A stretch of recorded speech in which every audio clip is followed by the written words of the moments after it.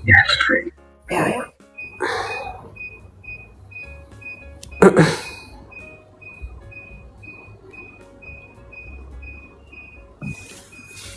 Jadi bukan masalah salah dan benar, tapi masalah.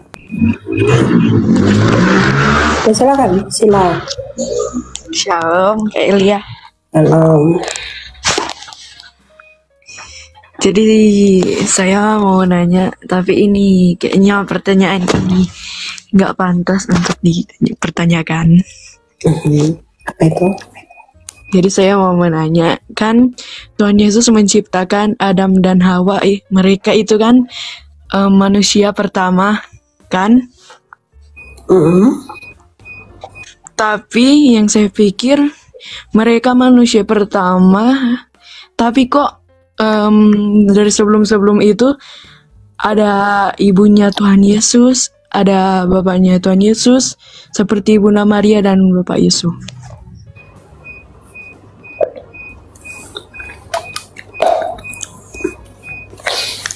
Kamu masih polos sekali ya. Bentar ya. Mana pulpen saya? Bentar ya.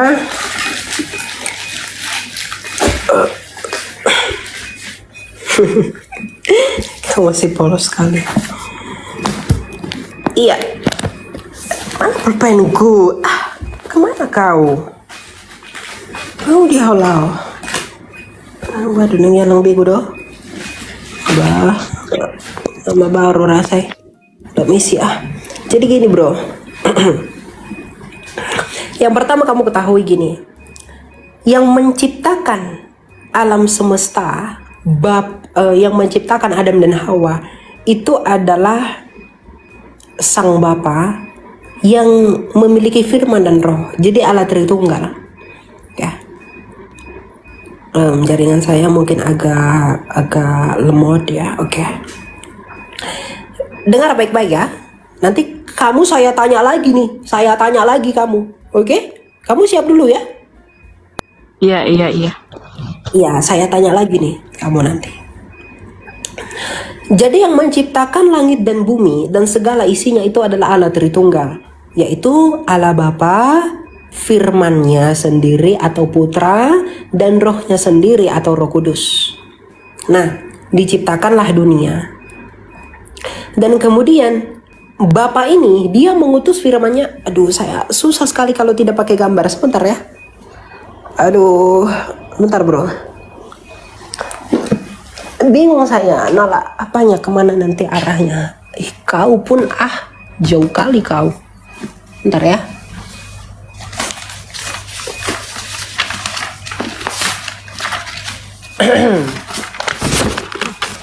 Sini kau sini. Nah, sini kau ya. Oke, mantap. Good. Oke. Nih.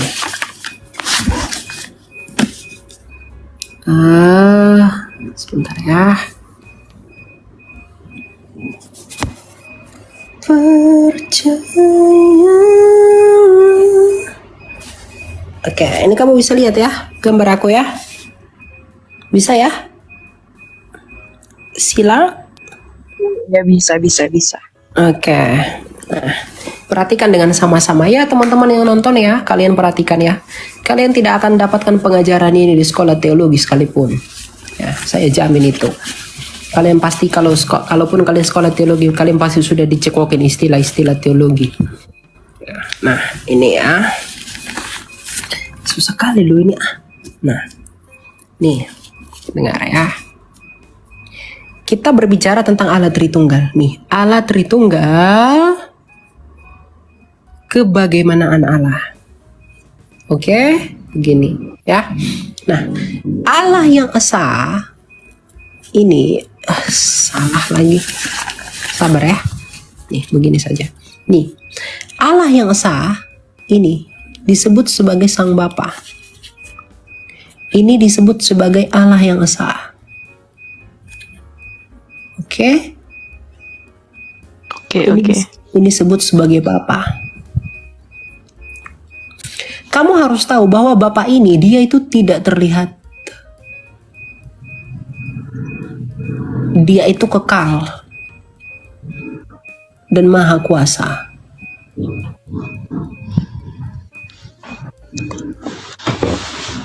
Allah yang esa itu disebut sebagai Sang Bapa. Dia itu tidak terlihat.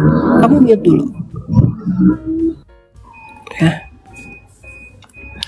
Allah yang esa itu disebut sebagai Bapa yang tidak terlihat. Dia kekal dan juga maha kuasa. Oke. Nah, Sang Bapa ini, bro, inilah pencipta langit dan bumi. Nah, dia menciptakan menggunakan firman-Nya. Dia memiliki firman yang disebut anak, ya. Dia memiliki firman yang disebut sebagai anak. Yang oleh firman ini dia menjadikan segala sesuatu. Dan dia memiliki roh. Yang oleh roh ini dia menghidupi segala sesuatu yang disebut dengan Roh Kudus. Jadi Bapa, Allah yang esa itu adalah Bapa, ya. Dia memiliki firman yang oleh firman ini dia menjadikan segala sesuatu. Dan dia memiliki roh yang oleh roh ini dia menghidupi segala sesuatu. Nah, Sang Bapa ini menciptakan langit dan bumi itu menggunakan firman-Nya, maka disebut berfirman. Berfirmanlah Allah, jadilah terang. Berfirmanlah Allah, jadilah ini bla bla bla bla. Jadi Bapa ini menciptakan langit dan bumi itu menggunakan firman-Nya dengan berfirman. Maka Allah yang saya itu Bapa yang tidak terlihat, dia yang kekal dan dia yang maha kuasa, yang memiliki firman dan roh, itulah Allah Tritunggal. Kalau Bapa ini adalah Allah yang esa, kalau Bapa hakikatnya adalah Allah, maka firman-Nya pastilah Allah. Roh Kudus atau rohnya Bapa pastilah Allah. Maka Bapa itu, kalau Bapa itu adalah Allah, maka firman-Nya Bapa pastilah Allah. Rohnya Bapa pastilah Allah. Hakikatnya firman adalah Allah, hakikatnya roh adalah Allah, karena Bapa itu adalah Allah. Sama seperti kamu, ya, kamu manusia. Nih, kamu memiliki tubuh yang menjadi wujudmu. Kamu memiliki pikiran atau firman yang oleh firman ini kamu melakukan apapun. Kamu memiliki roh, tapi hanya ada satu manusia. Tubuhmu pastilah manusia, firmanmu pastilah firman manusia, dan rohmu pastilah roh manusia. Tapi tidak ada tiga manusia, hanya ada satu manusia. Maka kalau Bapa itu adalah Allah, maka firman-Nya Bapa pastilah Allah, dan rohnya Bapa pastilah Allah. Hanya ada satu Allah, bukan ada tiga. Nah, dia ini kekal. Kalau Bapa itu kekal, maka firman-Nya Bapa pastilah kekal, rohnya Bapa pastilah kekal. Karena tidak mungkin Bapa ini pernah tanpa firman dan pernah tanpa roh. Oke? Nah, kemudian Bapa ini mengutus firman-Nya ke dunia menjadi manusia, yaitu Yesus namanya. Disebut dengan Yesus. Jadi Yesus itu adalah firman Allah yang menjadi manusia. Nah, di dalam Yesus itu ada dua hakikat, ada dua kodrat. Kodratnya adalah Allah, karena dia pada mulanya adalah firman, Yohanes 1 ayat 1. Dan dia adalah manusia. Dia menambahkan kodrat manusia di dalam dirinya. Nah, ketika dia menjadi manusia, tentu dia harus lahir dari manusia. Maka dilahirkan dari siapa? Kemanusiaannya dilahirkan dari siapa? Dari Bunda Maria. Nah, ini pertanyaanmu tadi. Nah, siapa yang menciptakan Bunda Maria? Tentu Bapa ini menciptakan Bunda Maria melalui firman-Nya dan dihidupi melalui rohnya. Ini diciptakan nih. Menciptakan Bunda Maria. Tapi ketika firman-Nya Allah menjadi manusia, dia memakai Bunda Maria agar Yesus itu memiliki kodrat manusia. Ya, jadi Bunda Maria itu tidak lebih dulu ada daripada Tuhan Yesus. Tidak, Bunda Maria tidak lebih dulu ada dari Adam. Nenek moyang Bunda Maria pastilah Adam dan Hawa. Tetapi Allah kita, yaitu Bapa, dia memakai Bunda Maria menjadi tabut perjanjian yang baru untuk melahirkan kemanusiaan dari firman-Nya yang berinkarnasi. Inkarnasi ini kan artinya gini, inkarnasi itu kan dari kata inkarni, inkarne. In itu adalah di dalam, dan karni itu adalah daging, sama seperti karnivora. Itu kan pemakan daging. Kalau inkarni itu artinya di dalam daging, di dalam karni. Nah, berarti untuk mendapatkan dagingnya itu bagaimana? Ya harus dilahirkan dari manusia, tidak brojol dari batu. Tadi kan firman Allah itu tidak kelihatan. Kenapa? Karena Bapa ini tidak kelihatan. Bapa ini kekal, Bapa ini maha kuasa. Kalau Bapa ini tidak terlihat, maka firman-Nya Bapa juga tidak terlihat. Rohnya Bapa juga tidak terlihat. Nah, ketika dia mau datang ke dunia ini untuk memperkenalkan dirinya dan menyatakan keselamatan, maka firman Allah ini menjadi manusia. Dan kemanusiaan firman Allah itu didapat dari Bunda Maria. Jadi kodrat kemanusiaan itu ditambahkan pada firman Allah ketika dia menjadi manusia yang disebut dengan Yesus. Dan kemanusiaannya itu diambil dari Bunda Maria Sang Theotokos. Jadi Allah juga yang menciptakan Bunda Maria. Jadi bukan Bunda Maria lebih dulu daripada Adam. Bunda Maria keturunan Adam. Cuma Bunda Maria dipakai oleh Tuhan, dipakai oleh Bapa untuk melahirkan kodrat kemanusiaan dari Kristus. Jadi Yesus ini ketika dilahirkan Bunda Maria, dia melahirkan kodrat kealahannya dan melahirkan kodrat kemanusiaannya. Begitu. Oke? Oke. Tapi Kak Elia ada satu lagi yang mau aku pertanyakan. Apa itu? Seperti abang tadi, kalau kita diajarkan untuk tidak memakan makanan yang haram begitu. Jadi kita menggunakan ayat-ayat yang tidak diperbolehkan untuk kita akan makan gitu. Contohnya Yesaya 66 ayat 17. Coba Kak Elia buka di kitab Yesaya 66 ayat 17. Ya, saya buka dulu. Yesaya 66 ayat 17.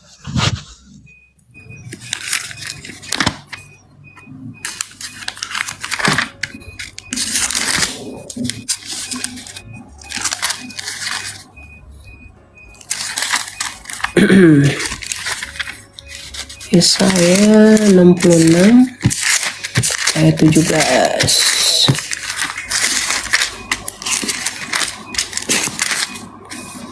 Oke.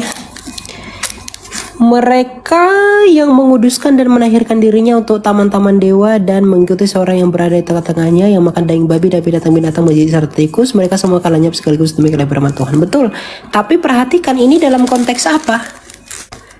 Ini dalam konteks keselamatan sesudah hukuman. Ini bukan berbicara tentang hukum Kristus. Ya.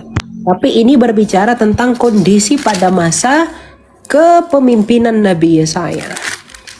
Coba kamu lihat nih dari ayat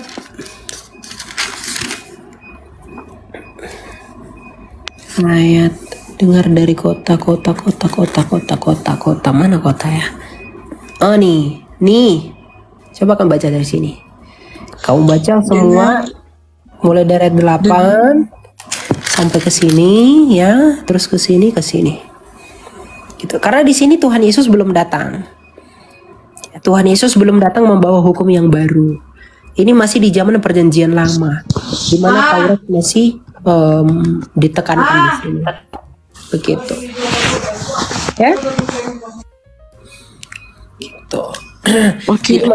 Jadi masalah daging babi dan lain-lain memang sebelum Yesus itu nggak boleh. Sebelum Yesus datang ke dunia itu nggak boleh. Tapi sesudah Yesus datang ke dunia itu sudah menjadi boleh. Kenapa? Karena kita harus mencari hal-hal yang di atas, bukan lagi hal-hal yang di bawah. Nah, coba kita lihat di dalam Kolose 2 ayat 16 ya. Nih. Coba ini kamu lihat. Nih. Karena itu ini di zaman sesudah Yesus ya. Karena itu jangan biarkan orang menghakimi kamu mengenai makanan dan minuman. Jadi jangan kamu dihakimi mengenai makan daging babi kah, tidak makan daging babi kah, atau lain-lain, nggak perlu. Atau mengenai hari raya, atau kamu harus lakukan hari Natal lah, kamu nggak boleh lah, apa-apa. Jangan mau diatur-atur masalah perayaan hari raya. Bulan baru atau hari sabat Sabtu kayak Minggu kayak, jangan mau diatur masalah yang seperti itu. Semuanya itu hanyalah bayangan dari apa yang akan datang. Sedangkan wujudnya ialah Kristus. Kristus sudah datang belum? Sudah. Bahkan dikatakan di sini, jangan biarkan kemenanganmu digagalkan oleh orang yang pura-pura merendahkan diri dan beribadah kepada malaikat, serta mengagung-agungkan penglihatan-penglihatan dan tanpa alasan membesar-besarkan diri oleh pikirannya yang duniawi. Nah, artinya di sini apa? Apa maksud dari ayat 18 ini apa? Jangan kamu mau diatur-atur sama orang yang pura-pura mengikuti tata cara ibadah orang Yahudi. Jangan kamu sok-sokan seperti orang Yahudi yang mau melakukan perintah-perintah dan mengagung-agungkan penglihatan dan tanpa alasan yang membesar-besarkan diri. Itu maknanya. Sedangkan ia tidak berpegang teguh kepada kepala, dari mana seluruh tubuh yang ditopang dan diikat menjadi satu oleh sendi-sendi dan urat-urat bertumbuh menurut pertumbuhan yang berasal dari Allah. Gitu. Jadi artinya kita jangan mau dihukum, jangan mau dihakimi oleh orang-orang yang merasa benar dengan tidak makan makanan tadi, dengan orang-orang tentang hari Sabat tadi, dengan orang-orang yang suka mempermasalahkan hari raya, hari Sabat dan makanan minuman. Gitu. Karena Rasul Paulus bilang di sini kalau orang-orang yang demikian adalah orang-orang yang pura-pura merendahkan diri dan beribadah kepada malaikat dan mengagung-agungkan penglihatan-penglihatan tanpa alasan membesar-besarkan diri oleh pikirannya yang duniawi. Artinya orang-orang yang masih sibuk mengatur makanan minuman, orang yang sibuk ngatur hari Sabat, orang yang sibuk ngatur hari raya, pikiran mereka masih duniawi. Karena mereka belum mengerti dan tidak berpegang teguh kepada apa? Kepada kepala. Dari mana seluruh tubuh yang ditopang dan diikat itu menjadi satu oleh sendi-sendi dan urat-urat bertumbuh menurut pertumbuhan yang berasal dari Allah. Begitu, ini hikmat untuk manusia yang baru nanti. Begitu. Jadi jangan dicampur adukkan. Konteksnya itu berbicara tentang apa, ditujukan untuk apa, dan seperti apa, gitu ya.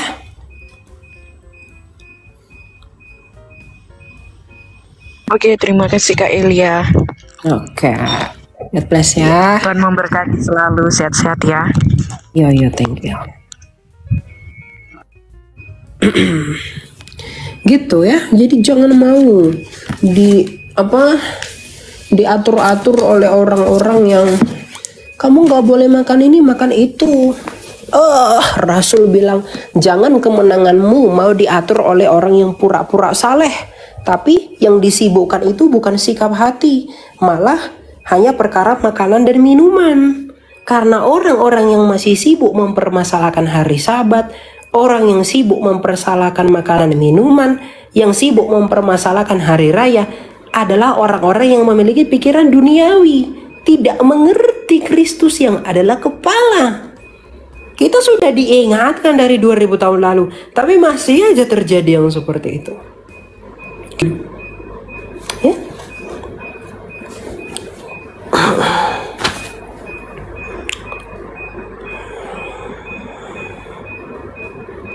Gitu. Dia harus mengerti kenapa bisa demikian. Gitu. Sabar ya, satu-satu ya. Banyak kali ini mau naik.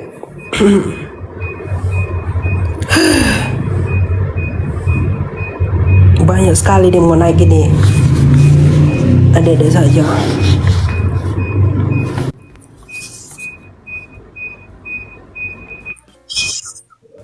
Iya, silakan Glady.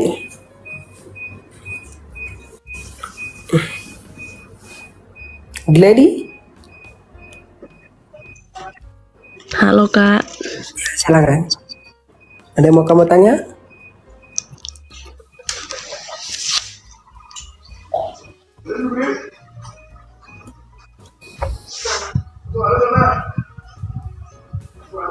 Ada yang mau kamu tanya, Glady? Bentar Kak, lagi cari pertanyaan. Masih lagi cari orang lain aja kayak. Ya udah nggak apa-apa, kamu di atas ya, nanti aku tunggu aja, nggak apa-apa. Oh iya. Iya ya. Nanti kalau udah ada bilang aja, oke? Begitu. Oke. Oke.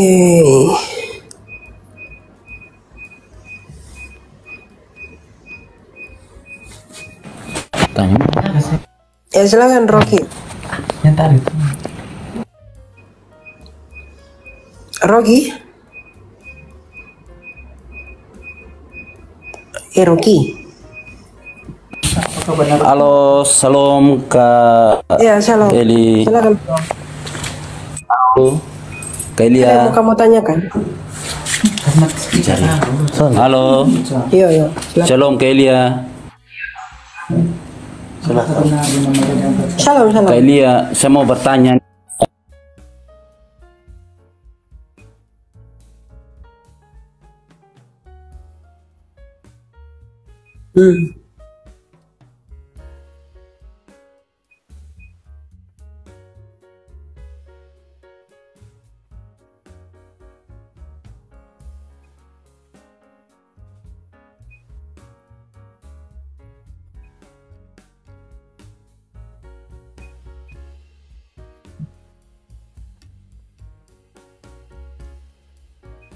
Iya.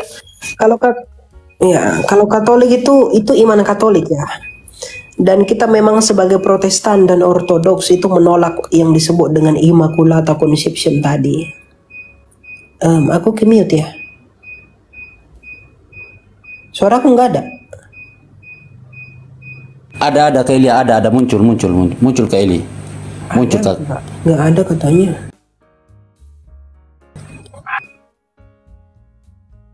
Ada Kak. Ini Ada. bagaimana? Saya dengar Kak Eli.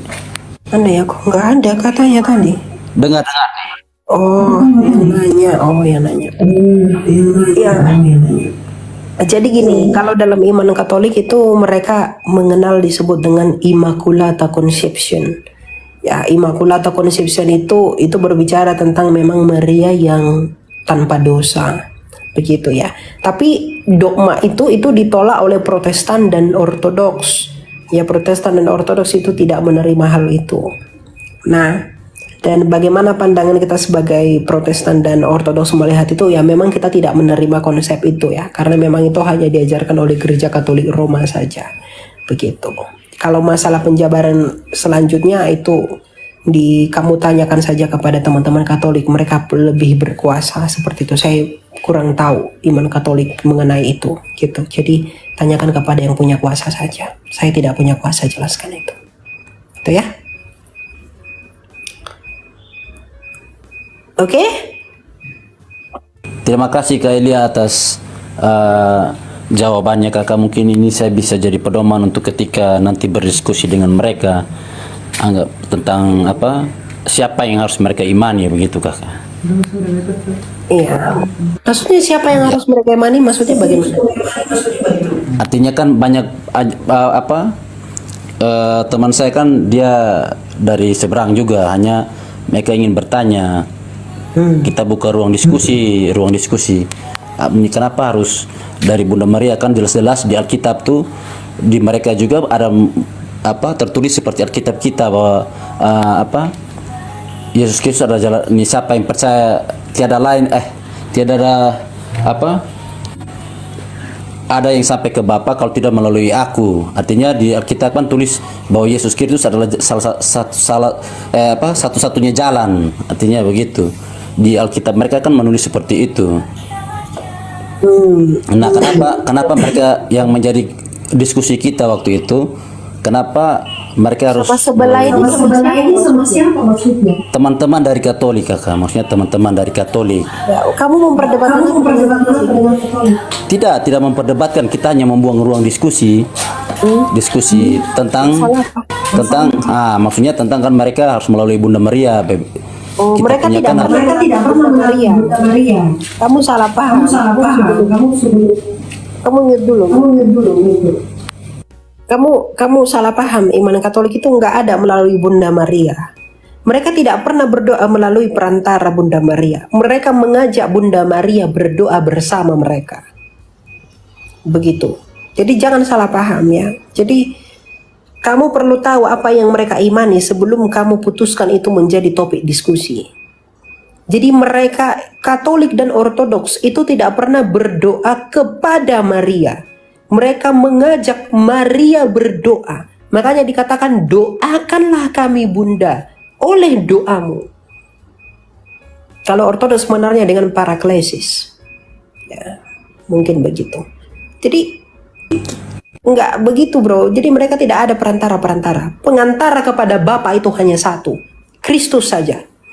Tetapi mengenai Bunda Maria, para kudus di sorga, mereka mengajak Bunda Maria, mengajak para kudus di sorga agar ikut berdoa bersama mereka kepada Kristus, agar Kristus menyampaikan kepada Bapa, mensyafaatkan, gitu loh. Jadi jangan seakan-akan kamu buat Katolik itu berdoa kepada Bunda Maria. Ya, mereka berdoa bersama, bukan kepada. Makanya kepada Bunda Maria itu bukan protodulia, tetapi adalah hyperdulia. Hyperdulia itu adalah penghormatan tertinggi, bukan penyembahan. Penyembahan itu hanya kepada Allah Tritunggal saja. Itu iman Katolik. Saya hanya meluruskan saja biar kamu tidak salah paham. Itu kamu coba nanti diskusi dengan teman-teman Katolik yang bagus. Ya, teman-teman Katolik itu tidak pernah berdoa kepada Maria. Mereka berdoa bersama Bunda Maria. Kamu sudah salah paham dengan iman Katolik itu. Ya. Jadi bukan begitu Kak Elia, bukan salah paham, artinya mereka yang memberitahu kepada saya bahwa di doa mereka tuh melalui perantaraan Bunda Maria. Makanya itu bukan melalui perantaraan, bukan begitu. Katolik itu perantaranya cuma satu, bro. Perantaranya cuma Kristus kepada Bapa. Aduh, coba. Tapi di doa mereka tuh ada di kalimat terakhir tuh ada hanya melalui perantaraan Bunda Maria. Itu yang saya diskusi sama mereka sih. Tapi ya, kan saya juga tidak tahu juga mereka. Iya, itu doa mereka. Ya, doa mereka sampaikan kepada Bunda Maria agar Bunda Maria mendoakan itu kepada Kristus. Baru Kristus mensyafaati kita kepada Bapa. Jangan kamu buat iman Katolik itu seperti memberhalakan. Bukan begitu, itu salah paham itu. Ya, nggak ada Katolik itu Bunda Maria langsung kepada Bapa, nggak ada. Mereka itu diajak berdoa, itu para kudus ya. Karena dalam pemahaman iman Katolik itu, para kudus itu tetap hidup untuk selama-lamanya. Maka mereka sudah lebih dekat selangkah kepada Allah daripada kita. Gitu. Maka doa mereka pasti lebih dekat kepada Tuhan. Lagi pula ketika peristiwa perkawinan di Kana, Bunda Maria meminta Kristus untuk bahwa anggur mereka kehabisan. Dan Kristus langsung mengabulkan permintaan bundanya sendiri untuk mengubah air menjadi anggur. Maka dengan pengharapan iman yang sama, teman-teman dari Katolik maupun Ortodoks, mereka meminta Bunda Maria agar mendoakan kita. Makanya dalam Paraklesis Ortodoks itu saya baca, mereka berdoanya begini, oleh doamu, sucikanlah aku. Oleh doa Bunda Maria kepada Kristus, agar dia sampaikan, bahkan dalam doa novena, sampaikanlah permohonanku ya Bunda kepada putramu, kepada Tuhan Yesus, agar putra menyampaikan kepada Bapa. Alkitab sudah berkata bagi kita hanya ada satu Allah saja, yaitu Bapa, dan esa pula pengantara kita, yaitu Kristus. Gitu. Jadi kamu salah paham itu dengan iman Katolik. Kata perantara di sana itu jangan kamu pahami setara dengan keperantaraan Kristus sebagai Tuhan dan imam besar dari jalur Melkisedek. Ya. Oke. Siap Kak Elia. Siap. Jadi Perlu sekali, bro. saya mau tanya sekali lagi Kak Elia. Maksudnya kan kita sudah, artinya mereka juga mengimani bahwa Kristus telah mati untuk kita semua, untuk tebus dosa. Maksud saya, apakah mereka tidak langsung saja mengimani Kristus? Kenapa harus melalui Mereka perantara? mengimani Kristus. Tidak, maksudnya karena doa mereka, kenapa harus tidak langsung kepada dalam nama Yesus Mereka Kristus? berdoa kepada Kristus, bro. Mereka langsung juga berdoa kepada Kristus, tapi mereka meminta Bunda Maria agar mendoakan mereka juga, kan gak ada salahnya. Sama seperti kamu meminta temanmu, tolong ya doain aku ya teman gitu. Kamu misalnya, Elia doakan saya dong gitu. Ya saya doakan kamu. Ya sama kamu seperti dengan Bunda Maria, Bunda doakan saya ya. Melalui doamu sampaikan ya. Apa salahnya? Gitu loh. Itu kan kita itu sebagai tubuh Kristus. Kita itu satu di dalam persekutuan. Itu yang disebut dengan tubuh Kristus. Dan itu hidup selama-lamanya. Gitu loh. Jadi jangan, kenapa harus melalui Bunda Maria? Itu enggak ada. Iman Katolik itu bukan begitu. Jangan seakan-akan mereka melalui Bunda Maria, wah seakan-akan Kristus itu dinomor duakan. Seakan-akan Bunda Maria ini lebih ini dari Yesus, begitu. Bukan. Bunda Maria itu hyperdulia. Bukan penyembahan itu hanya kepada Allah Tritunggal saja. Begitu ya. Sama seperti kamu ngajak ibumu, "Mak, doain saya ya," atau mungkin saudaramu, teman-temanmu, doain aku ya biar aku kuat dan lain-lain gitu. Ya kamu juga ketika berdevosi, kamu mengajak orang-orang yang di surga itu untuk mendoakan kamu.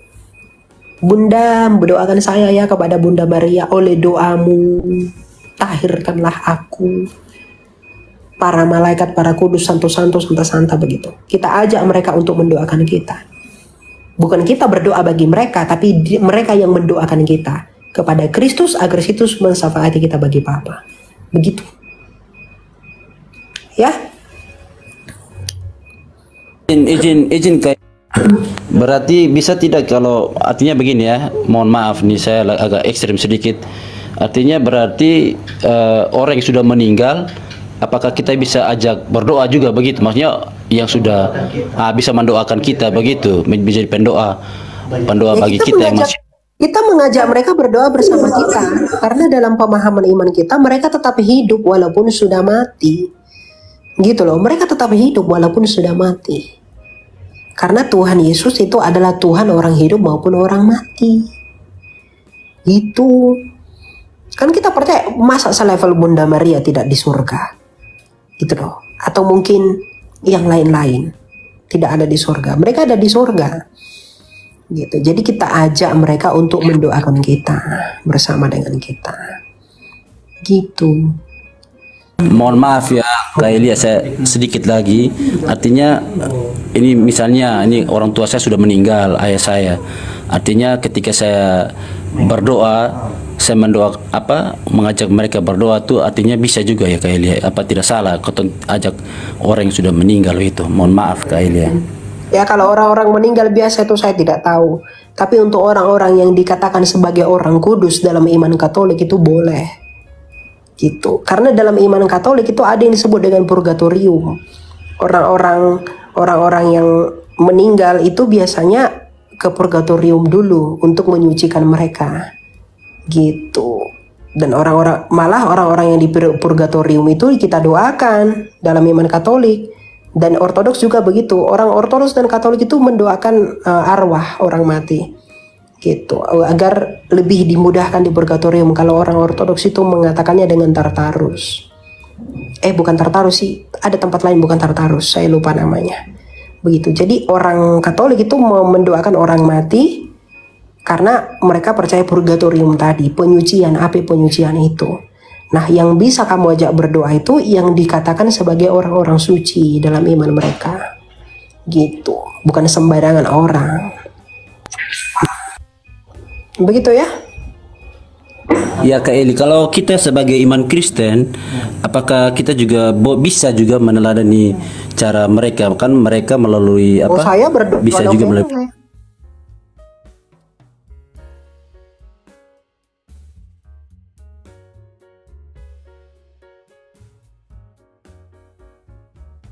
Kenapa kita iman Kristen tidak melalui Abraham begitu atau Elia yang kita tidak mengenal Abraham dari keimamatan Kristus. Kita tidak mengenal Abraham dari keimamatan Kristus. Ya, kita mengenal yang setelah Kristus saja. Itulah karena kesempurnaan iman kita itu dalam Kristus sebagai imam besar. Itulah iman Katolik ya. Itu iman teman-teman dari Katolik. Agar gini bro, kita jangan salah paham sama iman mereka. Kadang kita terlalu terburu-buru, apa itu gitu. Tapi nggak tahu nih, nggak belajar iman mereka. Jadi kita terburu-buru nyimpulin ya, jadi kayak gitu, buyar, susah. Jadi ada kebencian lah, apalah, nggak boleh begitu. Jadi kita harus mau tahu mereka lebih dalam. Ini gimana sih, ini gimana? Pelajari aja.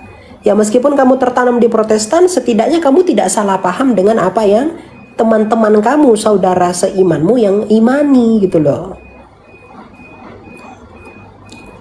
Karena masalah itu pasti datang kalau kita gagal paham. Pasti itu datang. Nah, apakah kita bisa berdoa novena misalnya, melakukan devosi seperti teman-teman Katolik dan lain-lain gitu ya. Kalau kamu mau silahkan. Kalau kamu tidak percaya itu ya enggak apa-apa juga. Gitu loh. Lakukan silahkan, nggak lakukan juga nggak apa-apa.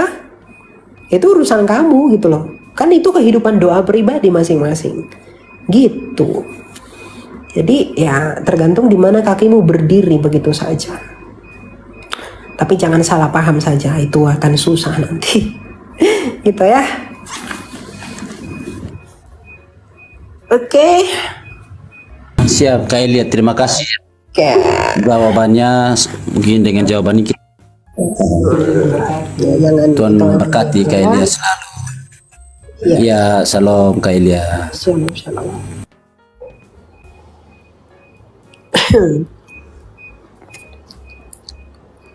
Jadi begitu. Kadang kita terlalu terburu-buru menyimpulkan apa iman teman kita sampai kita nggak tahu gitu kan? Kenapa bisa begitu? Opo iki gitu ya? Ngapain lah abangku ini naik di sini? Aku udah mau selesai tapi naik lagi dia.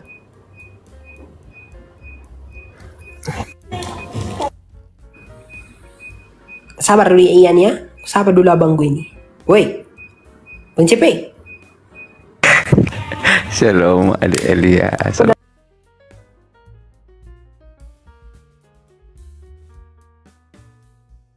Lama nggak kelihatan kau Bang? Bertahan juga saya selama 7 hari. Pertama 10 hari, kedua 7 hari. Nah, nggak bakal bertahan kau. Nanti 6 hari lagi lanjut terus. ya, lanjut tadi lanjut. Oke, ya silakan Ian. Kau mau tanya apa? Ian? Wah, Ian. Ngomonglah kau Ian. Woi Ian. Udah bubuk lah kau Aku bateraiku udah lama banget soalnya. Terminalku hanya satu, jadi nggak ada apanya. Nggak ada apa namanya.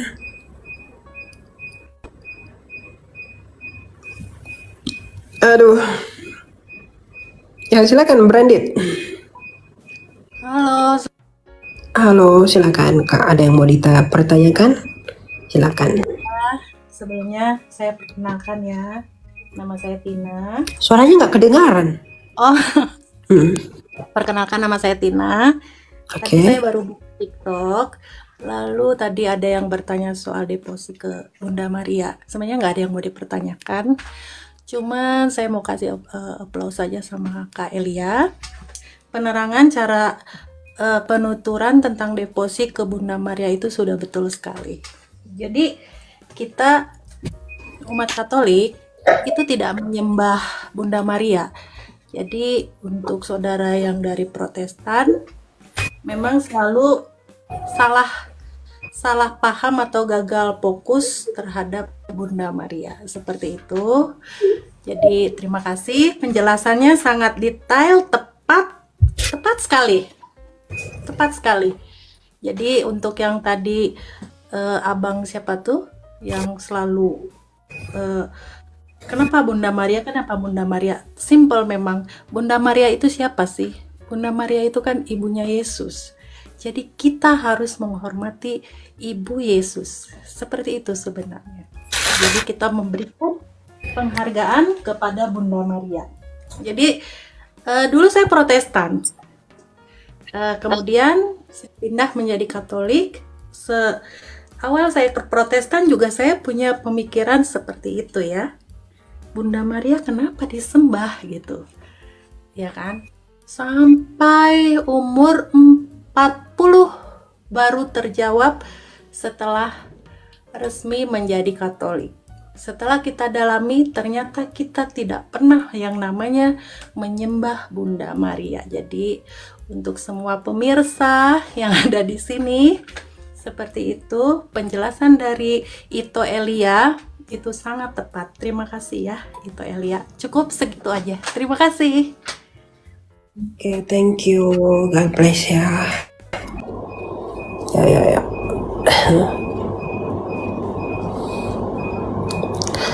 Ya, dia tidak bertanya. Bang, suaraku ada, Bang? Jelas, tepat, dan keras. Karena pakai MagSafe aku. Baru sadar aku ada ternyata MagSafe aku. Untung diingatin ciciku tadi. Hari kan si mudik katanya. Adalah. Hari kan si mudik. Ya silakan Pupu. Halo Kak, makasih ya Kak. Udah dinaikkan suara aku jelas nggak Kak? Jelas nggak suaranya? Izin. Ada. Nggak, tadi aku izin, namaku Popo, aku Protestan, maaf ya. Ini sebenarnya aku nggak mau bahas-bahas tentang tadi nyinggung Katolik masalah Maria. Cuman aku agak gimana ya, agak ada nyesek sedikit. Aku mikir gini Kak, masalah Bunda Maria Kak ya. Kita pasti sayanglah sama dia karena beliau adalah ibunya Yesus, pastilah semua orang Kristen pasti kagum lah dengan beliau dan sayang dan respect lah, maaf. Tapi yang mau saya tanyakan, yang pertama kan Kak, tadi kan aku dengar tadi Kakak ngomong sama si Rocky itu tentang gini, kalau imanku nih ya, imanku dulu aku kasih tahu ya. Tuhan itu kan dekat Kak ya, dia kan ada di hati kita, melalui Roh Kudus kan dia kan di hati kita. Jadi menurutku kalau kita berdoa kenapa enggak langsung ke Tuhan aja gitu kan. Itu yang pertama. Yang kedua, yang paling aku bingung itu, apakah benar Bunda Maria bisa mendengar doa kita? Apakah dia punya kuasa untuk mendengar doa manusia Kak? Contohnya kan kita berdoa melalui Bunda Maria, dia bisa nggak dengar kita walaupun dia kan anggap di sorga. Oke, kita yakin semua dia pasti di sorga lah ya. Dia bisa nggak dengar kita berdoa melalui dia gitu? Izin Kai. Maksudnya kan kita kan berdoa untuk Tuhan kan pasti punya kuasa untuk mendengar doa kita walaupun kita dalam hati berdoanya kan pasti Tuhan tahu. Bunda Maria mampu nggak mendengar doa kita? Aku mau tahu, izin. Itu aja Kak, izin Kak, makasih Kak. Ya, tapi maaf jangan ada yang ini kita sharing, nggak ada mau menjatuhkan Katolik, Kristen nggak ada ya Kak ya. Cuman aku hanya penasaran aja Kak, pengen tahu boleh dia punya kuasa nggak untuk itu mendengar doa kita, izin Kak. Makasih Kak. Monggo Kak. Yang pertama begini, masalah Bunda Maria itu, Kak, Tuhan itu kan dekat. Ngapain kita berdoa lagi? Justru karena kamu dekat sama Tuhan, maka kamu ajak orang lain untuk bersekutu bersamamu. Sekarang saya tanya kamu, ketika kamu sama pendetamu, dia dekat nggak dengan Tuhan? Dekat. Tapi kenapa dia ngajak kamu berdoa bersama? Kenapa dia ajak kamu berdoa bersama dalam jemaat? Agar bersekutu di dalam doa. Maka devosi kepada Bunda Maria itu adalah mengajak Bunda Maria agar berdoa bersama kita, bukan berdoa kepada dia. Itu yang pertama. Jadi kamu harus pahami, bukan berdoa kepada dia, berdoa bersama dia. Meminta dia agar berdoa bersama kita. Sama seperti ketika kamu meminta pendetamu, Pak Pendeta doakan saya dong. Bukan berarti kamu nggak dekat dengan pendetamu atau dengan Tuhan. Di urak nadimu lah, di mana Tuhan pasti ada. Tapi kan kamu bilang, Pak Pendeta doain saya ya. Istri saya mau melahirkan. Biar aman-aman semua. Boleh saya potong Kak izin? Bentar dulu, dengarkan dulu. Oke Kak. Ya, doakan saya begitu. Kamu pasti ajak mereka berdoa bersama. Ya devosi pun begitu, mengajak Bunda Maria berdoa bersama dengan kita. Nah, apakah Bunda Maria punya kuasa mendengarkan? Apakah mereka punya kuasa mendengarkan doa kita sehingga mereka bisa kita ajak berdoa bersama? Tentu. Orang kaya dan Lazarus, kamu ingat itu kisahnya? Orang kaya itu menderita di mana? Di neraka. Orang di neraka pun bisa mendengarkan, apalagi di sorga. Apa kata orang kaya itu kepada Abraham? Ya Bapak Abraham, suruhlah Lazarus itu mencelupkan air ke lidahku. Aku sangat menderita di dalam nyala api ini. Tapi apa kata Abraham? Enggak, Abraham di surga loh itu, didengar dia. Oh enggak, anak-anakku, enggak boleh. Hidupmu sudah enak selama ini. Lazarus sudah menderita. Sekarang giliranmu lah, begitu. Jadi orang di surga itu bukan menjadi bisu, tetapi mereka menjadi kudus di sana. Jadi kalau orang di neraka saja bisa mendengar suara dari surga, lalu bagaimana mungkin yang di surga tidak bisa mendengar suara yang di bumi? Begitu. Jadi doa bersama dengan Bunda Maria, devosi itu pasti didengar karena kita kudus sebagai jemaat di hadapan Allah. Dan perantara itu cuma satu, yaitu Kristus saja. Begitu, ya. Izin Kak, saya tambah boleh sih Kak? Itu bagaimana? Nah yang pertama kan konteksnya kan Kak, kalau kita ngomong sama pendeta kan sama-sama masih hidup, sama-sama berdoa. Kalau Bunda Maria kan sudah di sorga tuh, bukan lagi di bumi. Itu yang pertama. Yang kedua kan, Tuhan Yesus kan bilang begini, orang yang percaya kepadaku ia akan hidup walaupun ia telah mati. Artinya orang-orang yang telah bentar dulu, kau dengar dulu aku. Oke, lanjut. Jadi orang yang mati itu mereka tetap hidup dalam surga dan mereka bersekutu bersama kita. Gitu. Jadi mereka tetap hidup. Hanya saja beda tempat. Gitu. Berarti izin Kak, berarti jawabannya Bunda Maria bisa mendengar doa kita yang di bumi itu. Dia bisa mendengar, orang di neraka aja bisa mendengar kok. Bisa Kak, ya oke, makasih Kak, itu makasih Kak kalau bisa Kak. Oke Kak, makasih. Iya. Makasih banyak ya Kak. Tuhan memberkati Kak. Iya.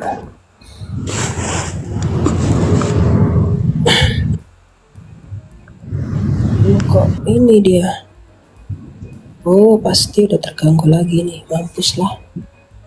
Bentar ya.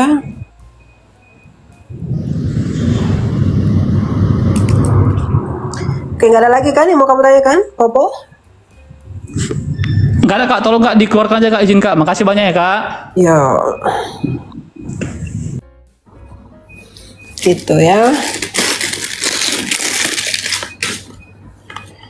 Buat yang lain yang tidak setuju itu enggak masalah ya.